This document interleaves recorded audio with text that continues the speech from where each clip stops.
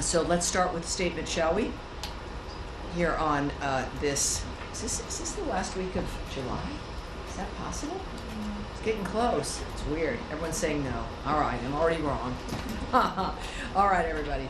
As of Friday evening, there are no wrongfully detained Americans in Venezuela, and we want to keep it that way.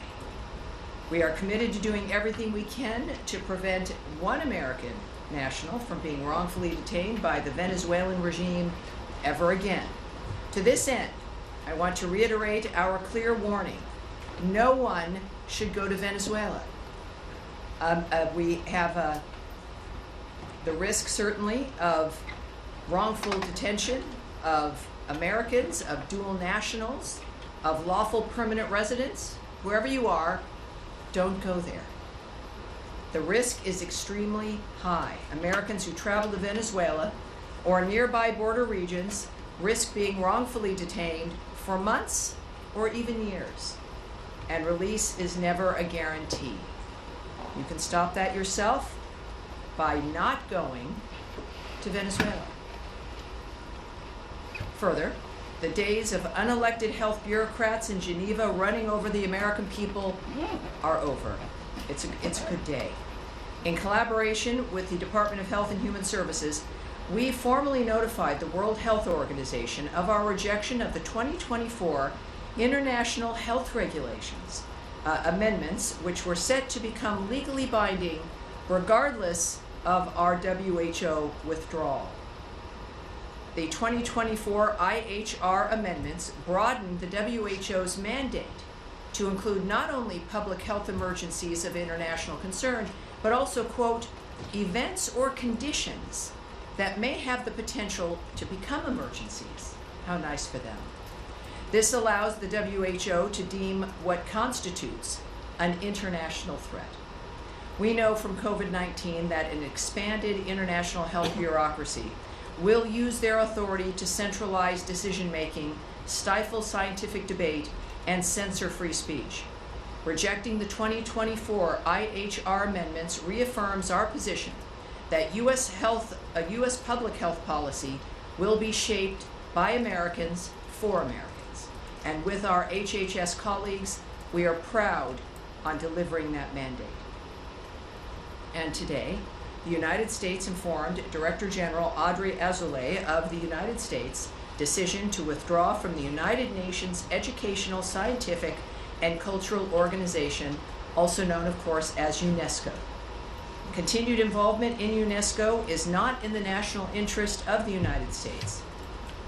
UNESCO works to advance divisive social and cultural causes and maintains an outsized focus on the UN's Sustainable Development Goals, a globalist ideological agenda for international development at odds with our America First foreign policy. UNESCO's decision to admit the, quote, state of Palestine, end quote, as a member state is highly problematic, contrary to U.S. policy, and contributed to the proliferation of anti-Israel rhetoric within the organization. Continued U.S. participation in international organizations will focus on advancing American interests with clarity and conviction. Based on President Trump's executive order, continued participation in international organizations is under review, and this is one result of that review, confirming the importance of making sure that all of what we do comports with the America First agenda. And finally, in today's topper, President Donald Trump met with Philippine President Ferdinand Marcos Jr. in Washington, D.C., following Secretary Rubio's meeting with President Marcos yesterday. Both meetings reaffirmed the ironclad United States-Philippines alliance as vital to peace and stability in the Indo-Pacific region, while advancing closer economic ties, including supply chain cooperation. Secretary Rubio announced plans to work with Congress to provide $15 million for private sector development in the Luzon Economic Corridor, part of a broader, more than $60 million initiative focused on energy, maritime issues, and economic growth. Both sides committed to regular high-level engagement as allies, particularly ahead of the 80th anniversary of the U.S.-Philippines diplomatic relations in 2026.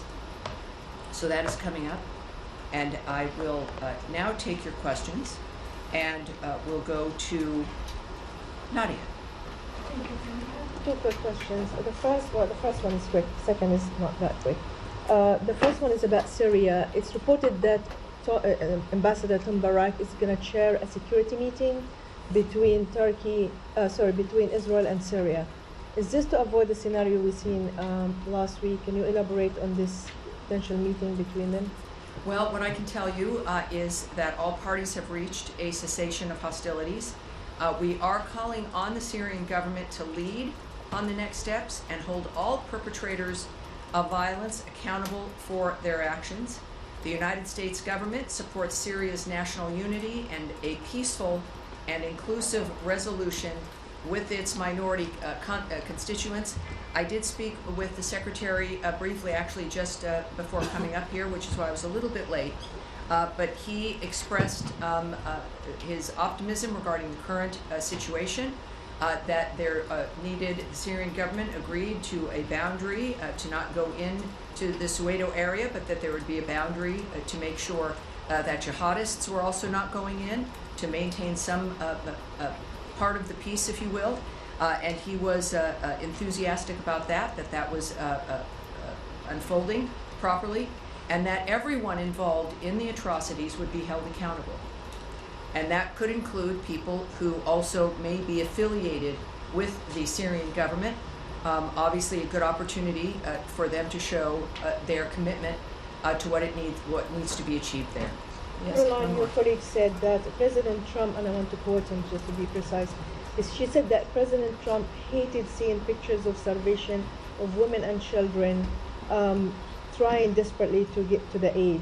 He wants to see it done in a peaceful manner. As you know, there's 1,000 people have been killed around the food distribution center. So how can the State Department or the administration fulfill the president's statement of what he said now to make sure that the food amount is increased more than the 80 million that you mentioned to us before, and to make sure that people are secure and not killed while they're trying to get the food? Right, that is clearly our North Star. It is the thing that is uppermost in mind for the president, to still get peace so that these issues are no longer issues. Also in my conversation with the Secretary, he has noted that Special Envoy Witkoff is heading to the region now, to the Gaza area.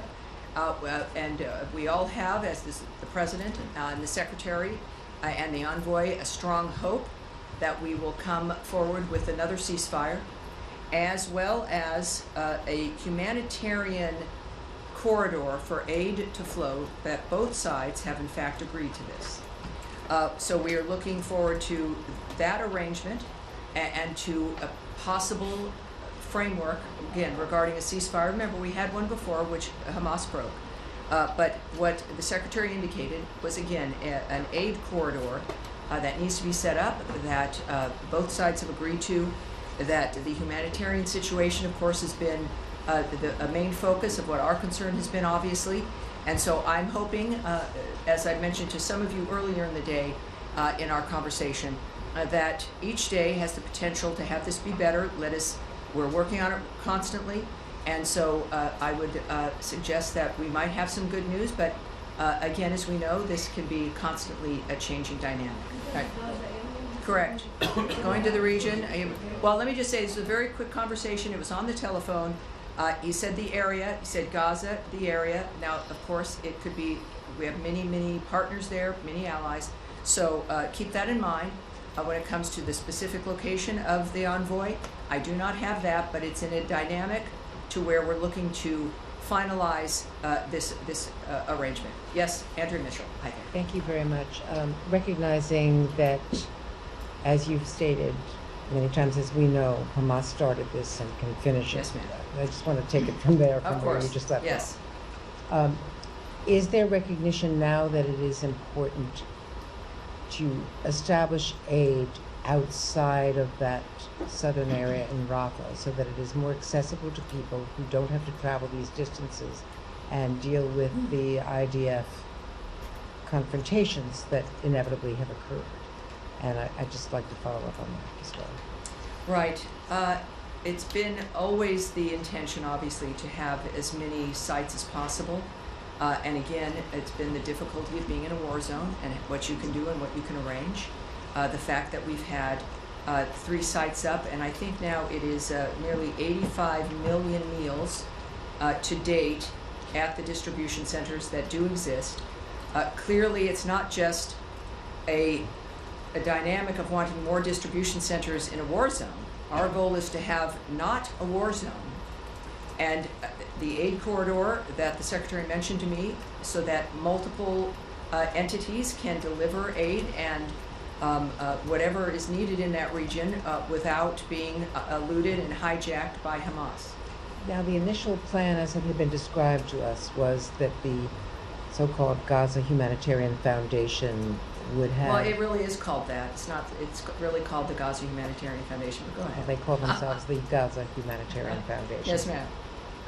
That they would be using American contractors or other contractors for security.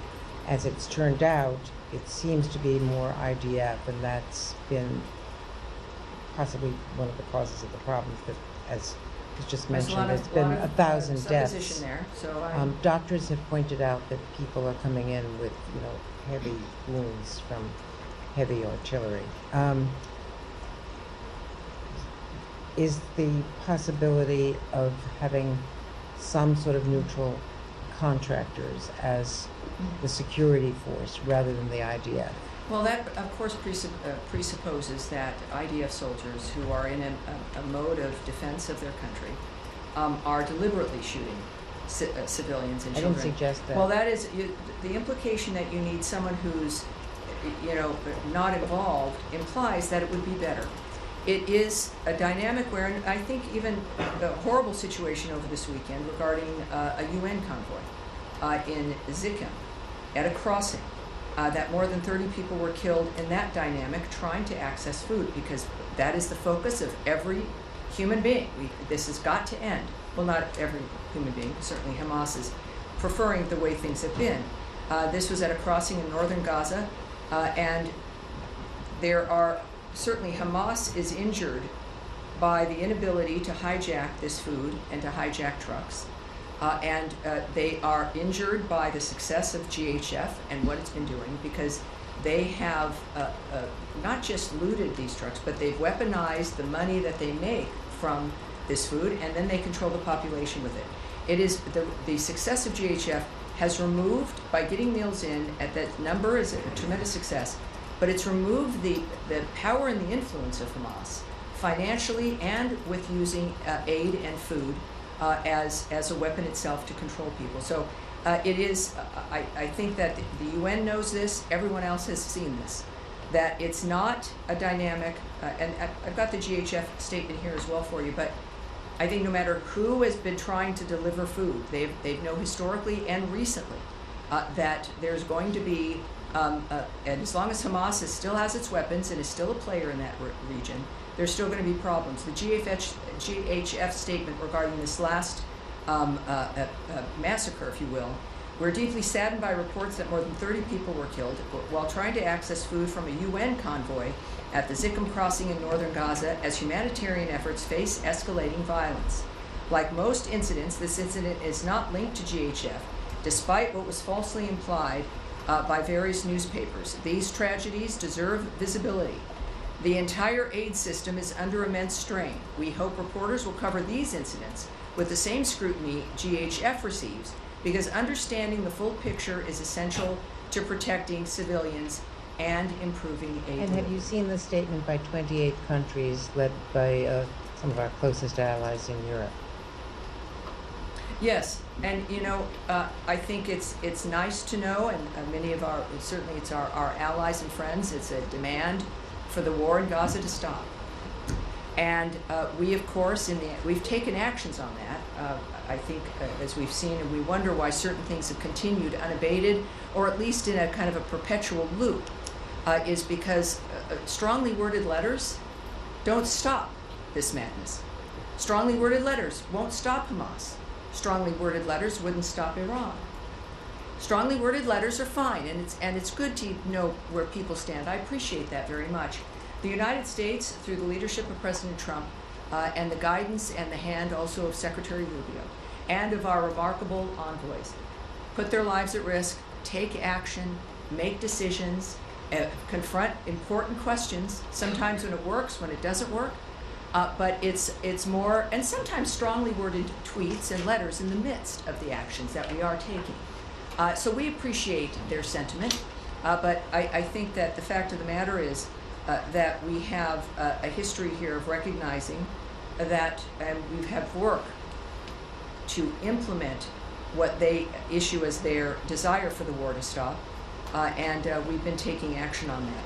So we know that the conflicts which we are trying to end do not end because of letters or even conferences, but because of intense diplomatic efforts. We are leading that effort alongside Egypt and Qatar. And as I mentioned earlier, we are hoping for some rapid responses coming up soon. Yes, sir. Thank you, Tammy. On that note, I mean, I guess if you could talk a little bit about how that progress is progressing towards a resolution. But on a more broader note, I mean, Judd, is it the department's assessment that the current, I guess, policy towards the conflict is working in drawing it to a close? Because when you see 79 people killed waiting for aid, which is one of the highest numbers we've seen over the course of the 2 years, Absolutely horrible. it feels like things are going in the wrong direction. Well, what it shows us here is that the enemy, the barbarian framework that started this on October 7th, with the mass murder of Jews, the biggest mass murder of Jews since the Holocaust, they are going to be upset and strike back when there appears to be the end to the kind of conflict, this never-ending generational conflict, that some of the worst people in the world, state sponsor of terrorism, Iran, and their death squads, have relied on fear, have relied on indecision, have relied on people not wanting to face hard decisions. So of course they're going to act and cause more terror and more death in the hopes that people will retreat. That's not going to happen. And it means pushing through, making sure you stay on the line, making sure you have the goal in mind, what you're trying to achieve, if it's achievable, the willingness, yes, to use diplomacy, and as President Trump has indicated, other mechanisms in which to get the job done. So I would argue that Hamas, being desperate and doing more horrible things, that's not new for them, right? That's their hallmark, is something that horribly, it's not a surprise, but that the work to end this from going again and again and again and having the same conversation in 100 years is obscenely unacceptable. So we see the results. It has been, when you say if there's been progress, the parties have been at the table. There have been agreements, one of which of course is broken. There can be another one. We're determined for that. Certainly their sponsor is on their heels, for lack of a better phrase, because they also found out that President Trump is a realist and is serious. So I think that it is clearly shown progress. It's clearly shown a direction. And the accomplishment of one of the red lines from President Trump, which is that Iran will never have a nuclear weapon. Well, guess what? They won't. Yes, Humara. Reuters. Yes. Just to go back to your conversation with the Secretary, I understand that's what he said, Gaza area, but can we at least say Steve Witkoff is going to the Middle East right now, as we speak?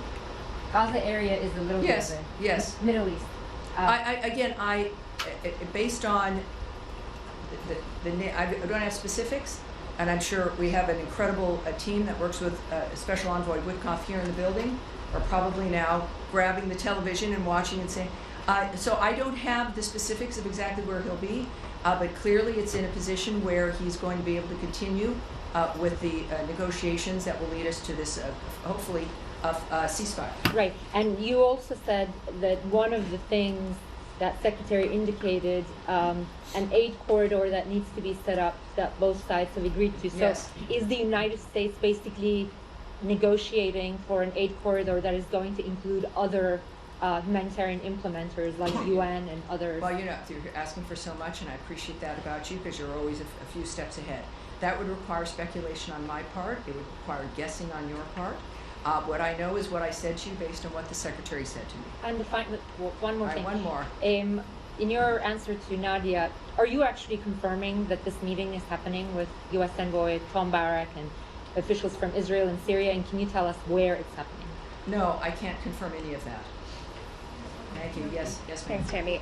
Going back to the American who was murdered in the West Bank, the president last week indicated there would be a meeting in which the Israeli government would give more information to the U.S. about his murder. Did that meeting take place, and what else can you tell us about that? There's not, unfortunately, there's not a great deal I can talk to you about the family and the nature of the conversations. Of course, we have confirmed the situation with his death. But the conversations or what has transpired at this point is not something that I'm able to share at this stage. And then another American was murdered in Syria last week. His family says that he was murdered by officials with the interim Syrian government. Is the U.S. planning to hold them accountable for this death? Well, again, you're saying something here that everyone hears. That is not something that I would confirm or would know or would say as a matter of fact, because a reporter says it here in the room. We can say, of course, that Secretary Rubio has emphasized the importance of prioritizing the safety and security of U.S. citizens. We can confirm the death of, and this is the Suwaida region, what we're discussing, of Syria last week, of U.S. citizen Hossam Saraya. We offer condolences to the family on their loss. We are providing consular assistance to them, but in the midst of the further conversations, I can't give you any more details except what we've already discussed. And then quickly on Haiti, the secretary announced yesterday that he had determined a number of legal permanent residents had ties to what has now been determined to be a Haitian FTO. How many people were affected by this? How did you determine that they had ties? Yes, again, for everyone at home, FTO is a foreign terrorist organization, so it's a very serious dynamic. Last month, Secretary Rubio determined that certain aliens with U.S. lawful permanent resident status who have supported and collaborated with Haitian gang leaders connected to Vive Ensemble, a U.S. designated foreign terrorist organization, are deportable due to the potentially serious foreign policy consequences of their continued presence in our nation. Vive Ensemble is a driver of the violence and criminality in Haiti, contributing to the island's instability. The Department of Homeland Security also steps in here. They will pursue the removal of these aliens from the United States pursuant to our laws. The Department of State defers to DHS on any update regarding removal proceedings regarding these aliens. We also will not allow aliens who have facilitated the actions of violent organizations or support criminal terrorist organizations to remain in the country. And of course, this demonstrates, I think it's safe to say, the administration's firm commitment to protecting the American people, advancing our national security interests, and promoting regional security and stability. There is an authority I want to share with everyone who may not know how this works.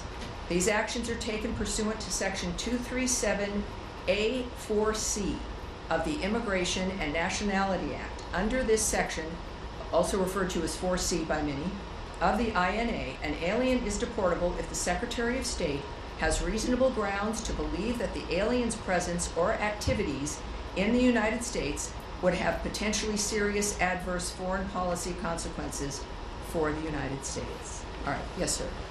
Can I just ask you to follow up really to Humara's question?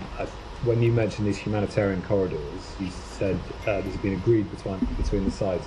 Is that something that's come from the process in Doha that's been agreed? How should we take that? And just any detail you can give us I about know. You know, I was, the secretary is a busy man. We're all proud of him, the nature of what he's being able to accomplish by splitting his time between the State Department and the White House. And our conversations sometimes are in person, oftentimes by phone.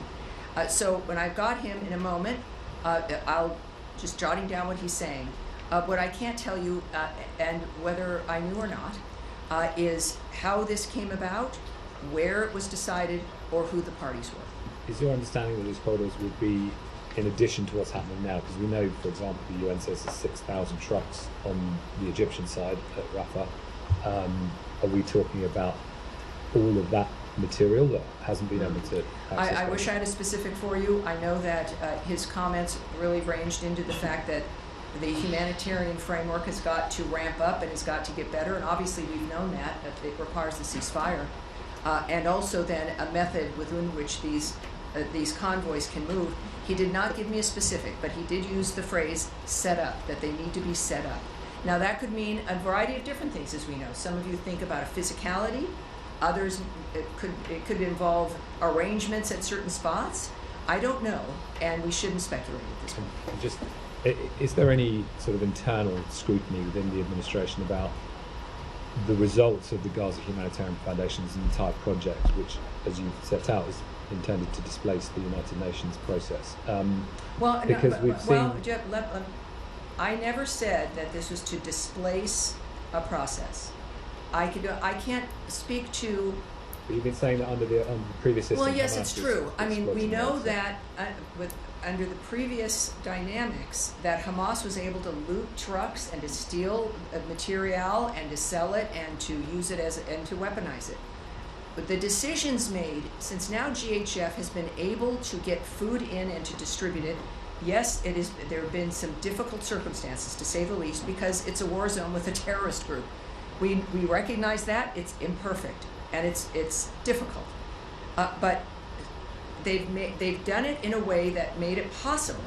I don't know what has made the others so vulnerable to theft and hijacking and everything else that has really only landed the food with Hamas, and we saw that with this weekend, and then a few weeks ago another dynamic where trucks themselves, the entire truck was multiple trucks were hijacked. So I don't know the entire UN plan or their decision-making process. What I do know is that GHF did it differently, and the different approach has worked. But the result of this system is starvation, and everyone can see it. I mean, this is beyond any doubt. And a bag of flour is costing $70. So the value of those commodities actually to Hamas or other groups in Still has gone up under this system. Well, look, we know, without needing to refer you to the Treasury Department, that supply and demand is an issue wherever you are. And of course, we're talking about this as though it's like a city in distress. It is an obscene result of obscene mass murder and madness. It is not a normal environment. It's not a human environment. It is placing, as I've said from the beginning, the first victims of this situation have been the people of Gaza. And it is time, and President Trump has pointedly made this declaration about his intentions, is that this is going to stop, and it requires new ideas. It doesn't, the old ideas maybe were well-meaning, and they kept doing it. It was always the same result. Maybe it's well-meaning. I can't speak to that. What everyone needs to recognize is that the current situation works, and yet there is still this bizarre resistance. And look, I'm here because I love the country, as are our diplomats, and there are other things that go on in the world when it comes to finances and Hamas being able to use a dynamic like this for its own benefit. That's horrible. But what we know is that we had to get food to people in the meantime and then change the dynamic on the ground, and that's what we're doing. All right. I know, Saeed. Yes, sir. Thank you, Tammy. Two quick questions. A follow-up on Tom. Between the 20th of January till the 2nd of March, upward of 600 trucks were going in a day. There's no evidence of any trucks were being stolen. No evidence of violence around the aid and so on. Doesn't that speak well of the former system that was in place to get aid in? Well, without knowing what you're referring to or having the data or who's reporting those numbers, that would be speculation on my part. What we do know is that in the immediate aftermath of October 7th, the defense that Israel was applying regarding that dynamic, the efforts to get food in to Gaza, even recently, have failed miserably. We do know that everyone they'd stopped food delivery because of the dangers on the ground. That was the driving force.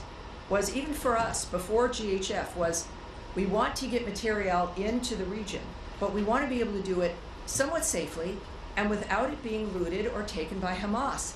And no one had ideas about how to make that happen, and the GHF plan achieves that.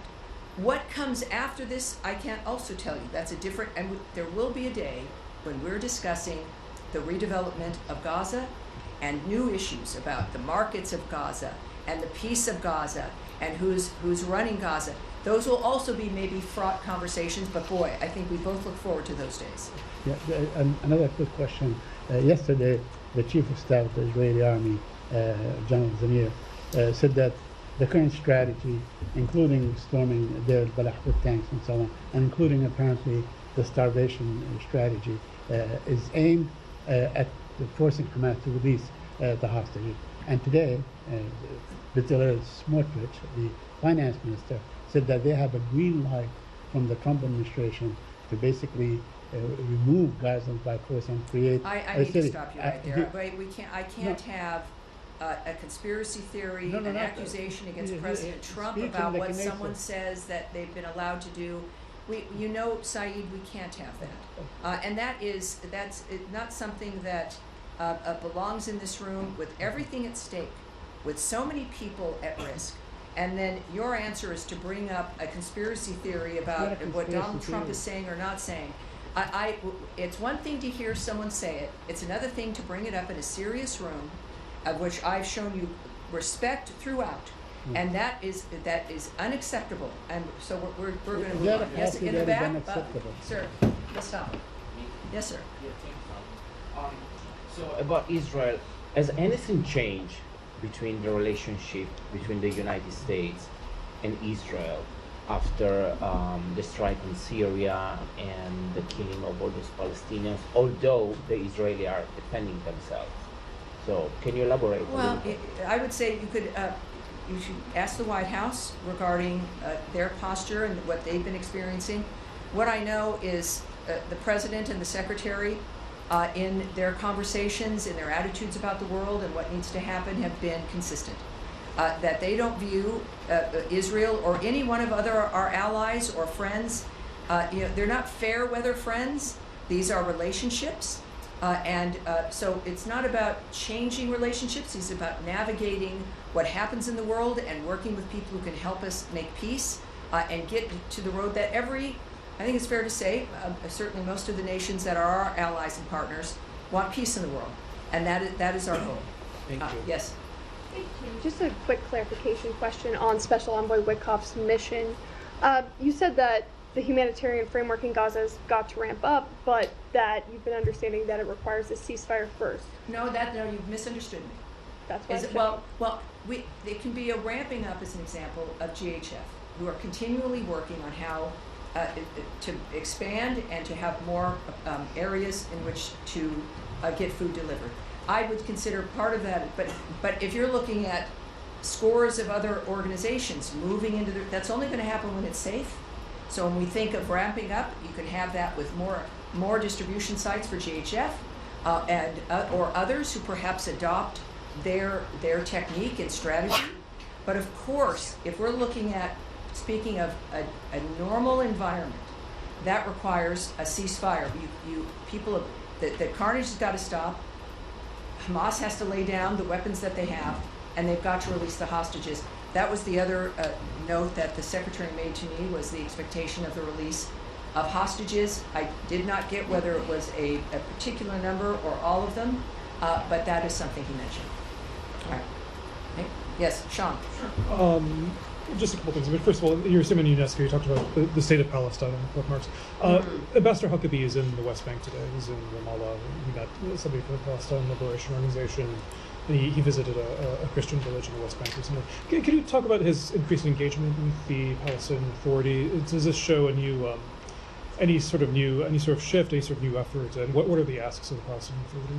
Right. I will not, as I haven't before, I tend to not characterize, I work hard not to, anyone's comments or anyone's activities, whether it's the secretary or an ambassador or an envoy or a diplomat. So I'm not going to characterize his remarks. I think we're led by a group of men and women who are pretty clearly speak for themselves. but I wouldn't speak on anything that extends beyond looking to his comments and his activities. Could also just follow up on the situation in Gaza. I feel obliged to mention, AFP. We've had reporters there who say that their situation is so severe now that they're actually they can no longer work because of the hunger, and the company has been trying to find ways to either provide them with what they need to survive. It's just not possible right now. Are there any talks that the U.S. government has about how to help?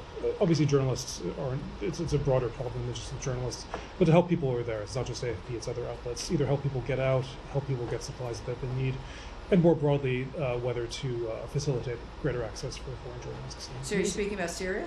Excuse me, with Gaza. Oh, Gaza. the Gaza Strip. This is a widespread problem. Yes, look. It's Americans.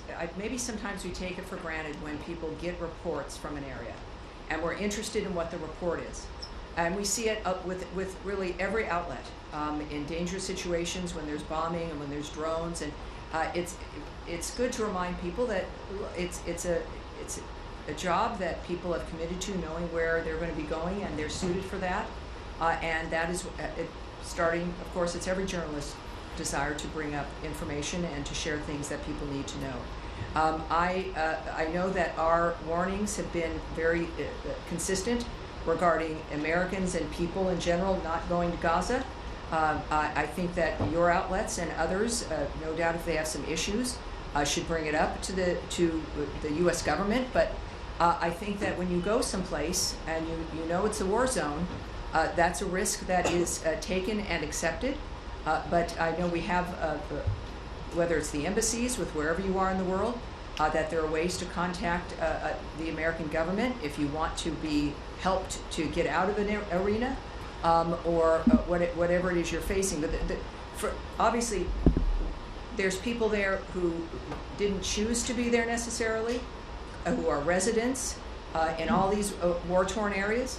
And then there's reporters who we owe a great deal to, who go to these areas and report to Americans for us. Sure, just to clarify, we're talking about local reporters. Foreign reporters can't go in, and these people, they have no recourse. But I'll just say that I think all of us, anything that can be done to help the people who are there, I think all of us would be. Well, every single thing we're doing clearly is going to be beneficial for the people and for the people who happen to be reporters, for foreign reporters who want to enter an area.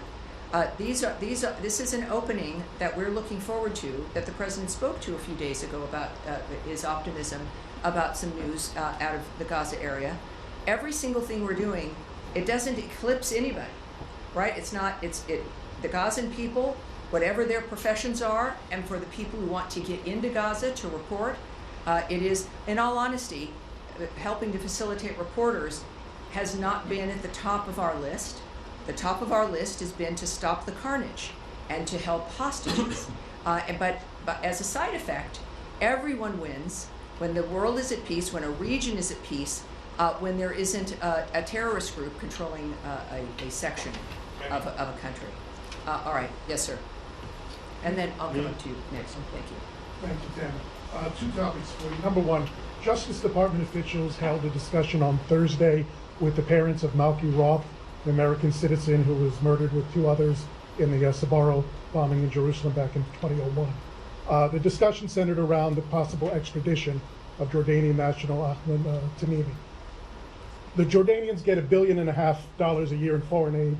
Democratic and Republican administrations have skated by on this extradition issue for a decade and a half now at least. What's preventing Secretary Rubio from pushing the Jordanians to finally go through with this extradition? Well, I would reject the premise of your question that nothing stops Secretary Rubio.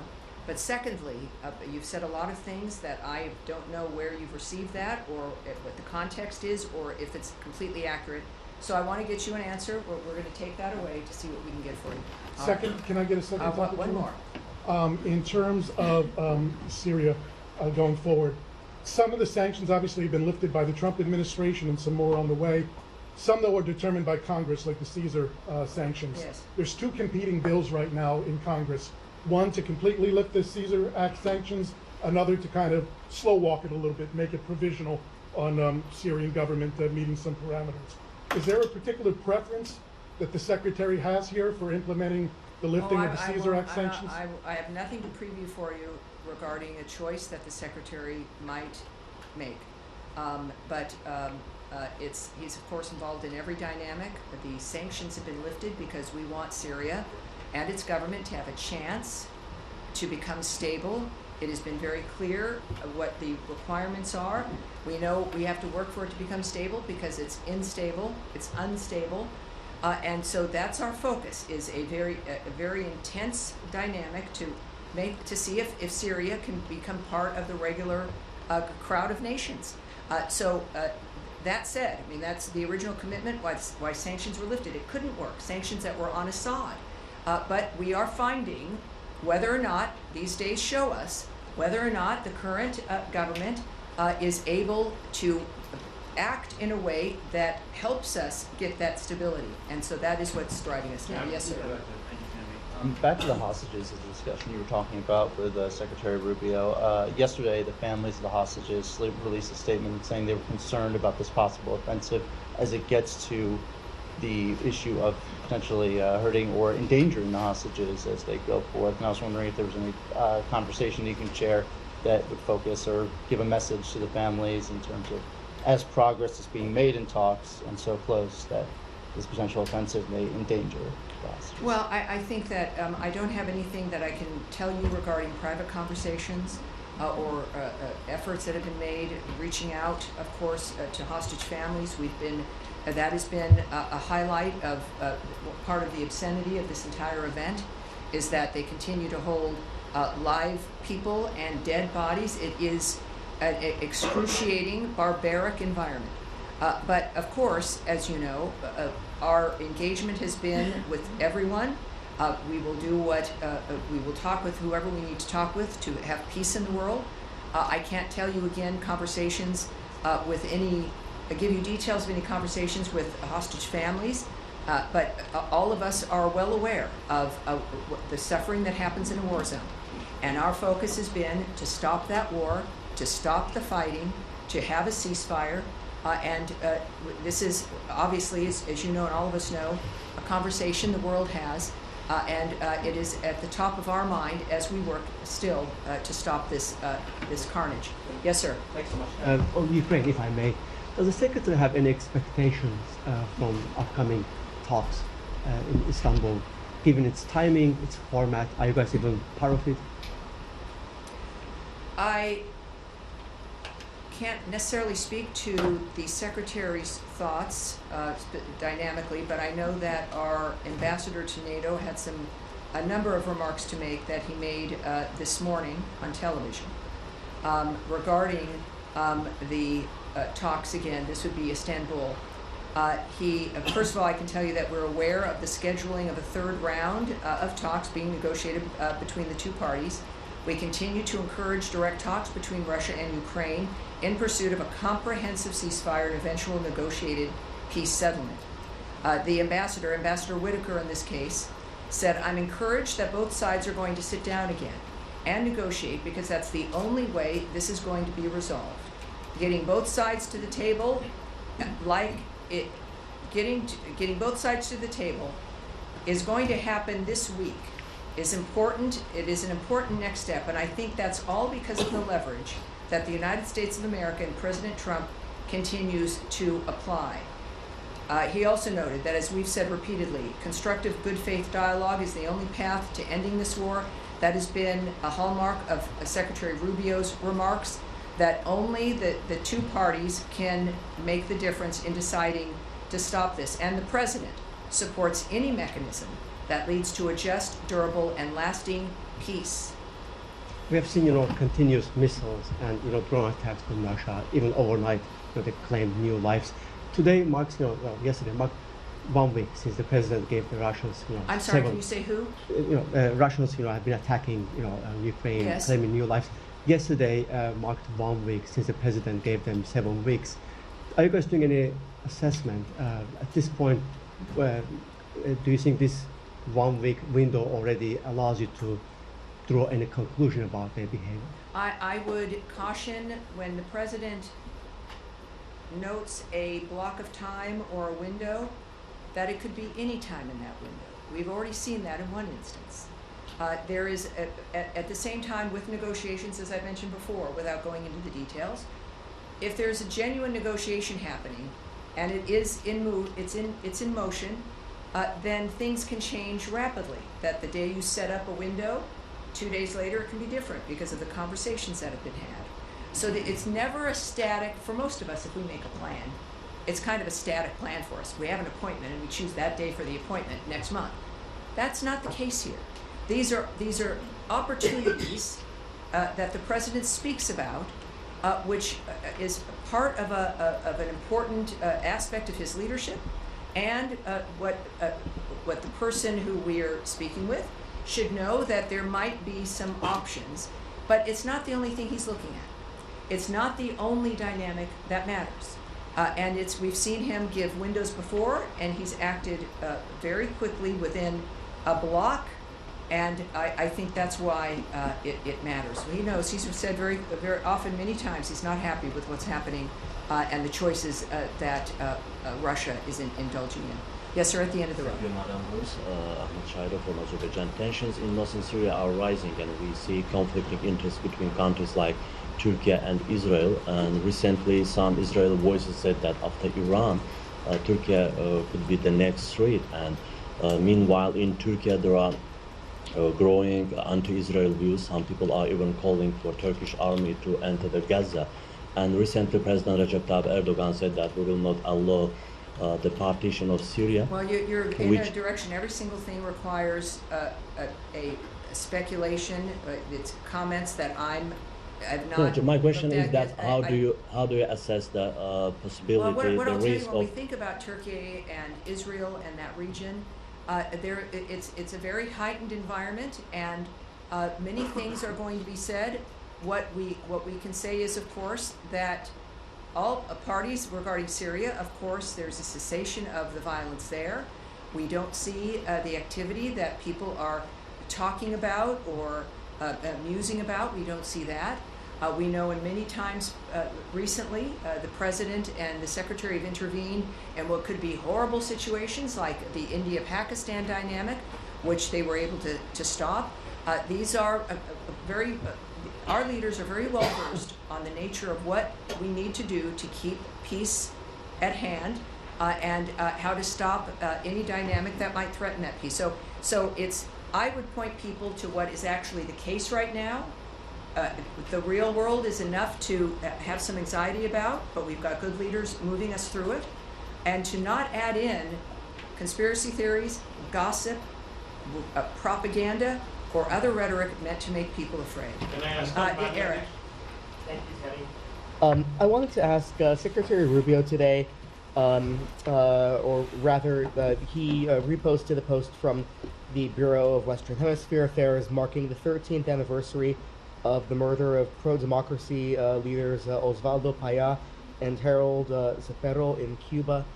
We've seen Rosa Maria Paya recently approved for incorporation as a member of the Inter-American Commission on Human Rights. Yes. Can you speak to any additional actions or any evaluation by the administration about the human rights situation in Cuba, any additional actions we might expect in terms of holding that regime to account? I have nothing to preview for you, but with what you've already noted and what we know about Secretary Rubio is, like with every other country that is in some regime-type trouble, he cares about the condition of the people who are there. He particularly, of course, he understandably cares about Cuba. We've seen him take actions in that regard.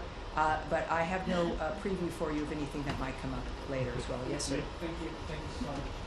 Question on Syria.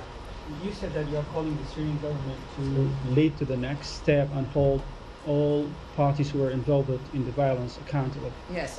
Do you feel confident that the Syrian interim government has the capacity and the will to hold those accountable who were involved into violence in Syria, including those who were affiliated with them? Yes, we know. We're, of course, aware of those reports, and we're aware that some who might be affiliated but not directed by the Syrian government may be a part of that. Whether they have the will or the ability to do it, or we're going to find out, aren't we? And they have something not everyone has, which is the power and the encouragement of the American people and of the American president. The Ambassador Barrack is one of our best. So they have that, and of course our actions to help facilitate that. And this is where we find out what people are made of and what they can actually accomplish. Another question on Right. Iran. Iran and the 3 EU countries will hold a nuclear talks in Istanbul later this week. Yes, Friday. we discussed that a little bit already. Does the U.S. build any hope on it, or have you gave Iran, or have you set the end of August as a deadline for Yes. Iran to come back to the table and make a nuclear deal with you? Yes, as the president has said, the Iranian people stand to benefit from negotiating in good faith. The ball is in their court. The Iranian leadership has a window of opportunity to choose a path of peace and prosperity for their people, and we are also ready to talk directly to the Iranians. However, we are also closely coordinated with our E3 partners, and we would refer you to our European partners for more information about what happens in that meeting. All right, right there, back, gray suit, yeah, in the glasses. Thank You're you. there. Thank you so much. First of all, thanks. Your press team shared the detailed response of my question regarding violation of Indus Waters Treaty by India. Excellent, good. Your statement says that Pakistan and India, US will encourage direct communication between Pakistan and India to resolve this issue. But I remember President Trump, when he was in Saudi Arabia, he asked Secretary Rubio to invite the leadership of Pakistan and India to normalize the relation between the two countries. He, after stopping the war between India and Pakistan, he also offered to mediate on Kashmir. So I was just curious, what are your thoughts that, okay, direct communication on India Waters Treaty, but what about Kashmir and the smile. And then not many questions here make me smile.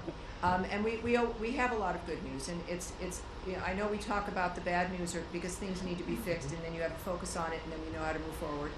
And also the fact that, yes, when I say we're going to take your question back and we need more information, you're the proof that, in fact, we do get back to you.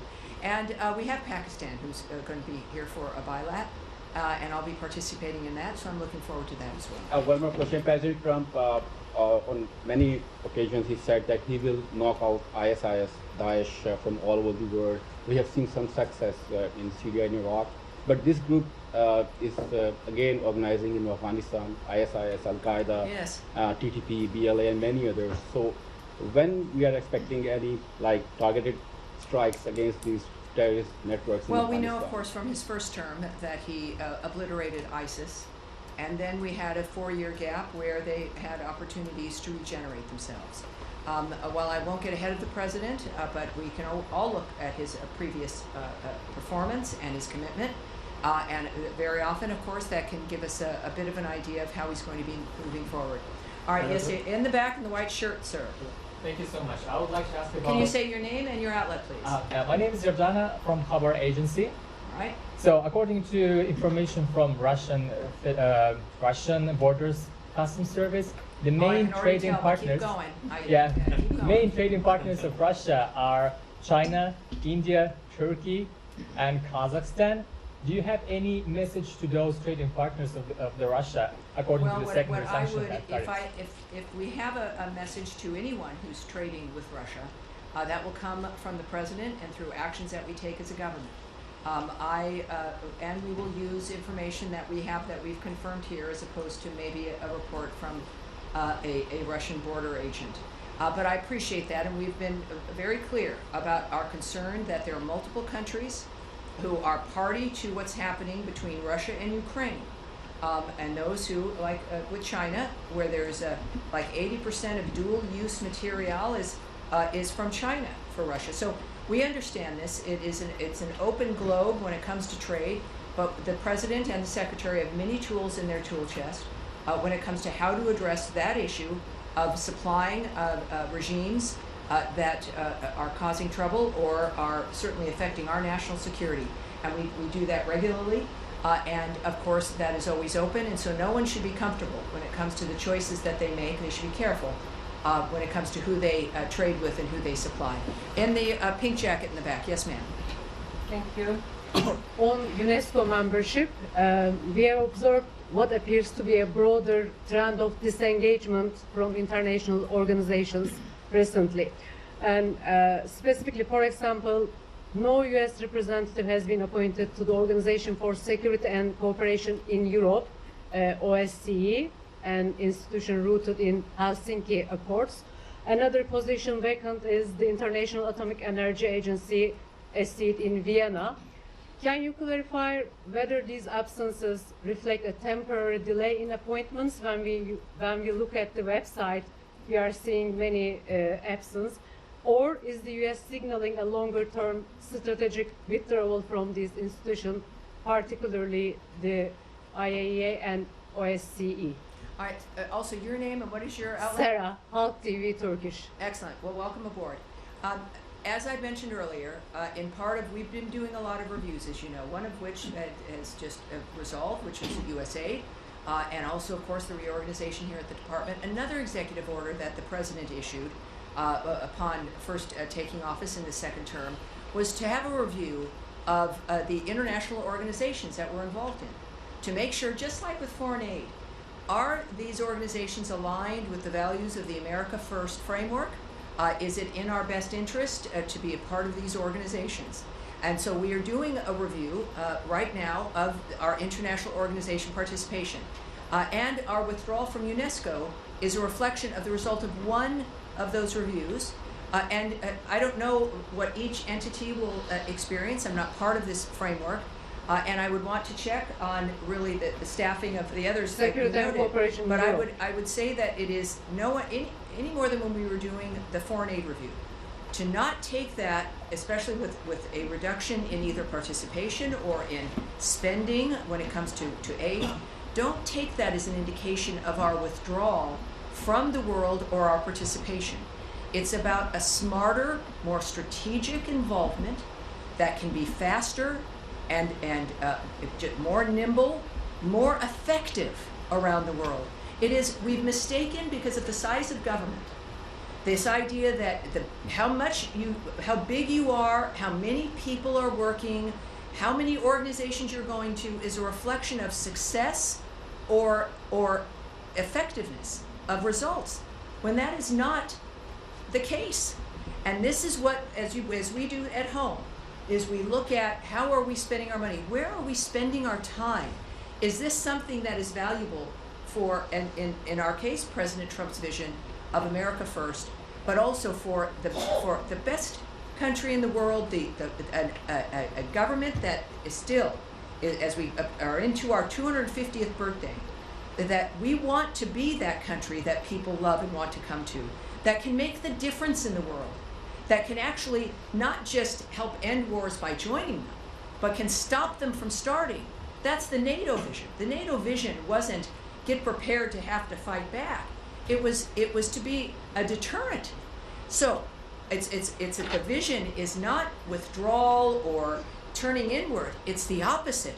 How can we do more, faster, with more results and more for now, dynamic? these are and that is where we're going to end today. And that's where we're going to end. I can tell you that for this Thursday, you're going to see Tommy in your briefing. So we will have that wonderful experience coming up on Thursday. Thank you, everyone. Have a great day.